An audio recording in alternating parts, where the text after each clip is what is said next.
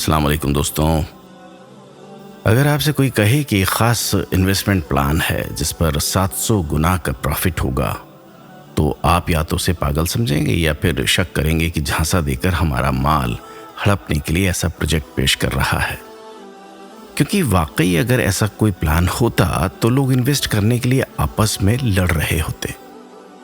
حیران نہ ہو، سچ میں ایسا ایک جینوئن آفر اللہ کی طرف سے قرآن مجید میں موجود ہے، لیکن افسوس کہ آج کا مسلمان اس کے بارے میں بات نہیں کرتا، کیونکہ شیطان نے ایمان کا دم بھرنے والی مسلم قوم جس کا کہنا ہے کہ اللہ کا کلام سچا ہے، اس کی اکثریت کو ایسا گمراہ کر دیا ہے کہ وہ آج اللہ کی طرف سے اس بے نظیر انویسٹمنٹ آفر سے غافل ہو کر دنیا کمانے کے لیے جھوٹ، مکر و فریب، دھوکہ دڑی اور بے ایمانی تک سے پرہیز نہیں کرتے.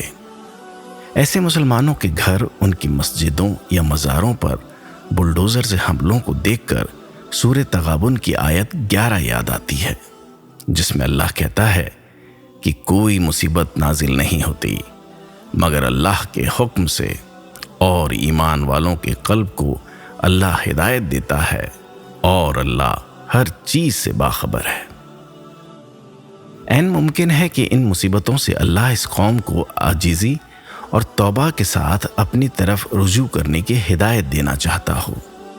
پھر بھی اگر ایسے مسلمان توبہ نہ کریں تو یاد رکھیں کہ اللہ سورہ طٰہٰ آیت 124 میں فرماتا ہے، اور جو میری نصیحت سے منہ پھیرے گا اس کی زندگی تنگ ہو جائے گی اور قیامت کے دن ہم اسے اندھا کر کے اٹھائیں گے. ہائے افسوس! جہاں آج شیطان اپنی پوری طاقت سے فائنینشیل پاور کا استعمال کر کے دنیا میں انسانوں کو آپس میں لڑا رہا ہے، وہیں مسلم قوم خود کو مظلوم ظاہر کر رہی ہے. تو پھر شیطان سے انسانیت کو کون بچائے گا؟ اللہ نے کھلے لفظوں میں اپنے نبی صلی اللہ علیہ وسلم کو مخاطب کر کے سورہ انعام آیت 159 میں فرمایا کہ جن لوگوں نے میرے دین کو ٹکڑے ٹکڑے کر دیا اور فرقوں میں بٹ گئے، ان سے تمہارا کوئی واسطہ نہیں، ان کا معاملہ اللہ کے سپرد ہے، اور وہی انہیں بتائے گا کہ انہوں نے کیا کچھ کیا تھا. ویسے تو اس آیت میں یہود اور نصارہ کی بات کی گئی ہے، لیکن بہت حد تک آج کے مسلمان بھی اسی ڈھرے پر چل رہے ہیں. نہ صرف وہ فرقوں میں بٹے ہوئے ہیں بلکہ دین کے ٹکڑے کچھ اس طرح کرتے ہیں کہ مسجد کا دین الگ، بازار کا دین الگ اور گھر کا دین الگ کر رکھا ہے. ایسے حالات میں جب مسلمان خود کو شیطان سے نہیں بچا پا رہے ہیں تو کس طرح پوری انسانیت کو بچائیں گے؟ خیر، آتے ہیں اسی قرآنی انویسٹمنٹ آفر کی طرف جس میں 700 گنا پروفٹ کا فارمولا ہے.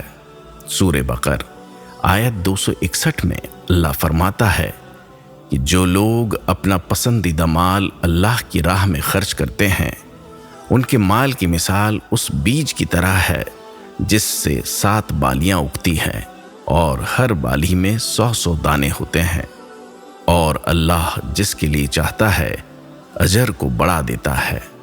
اللہ سب کچھ جاننے والا اور بڑی کوشش والا ہے.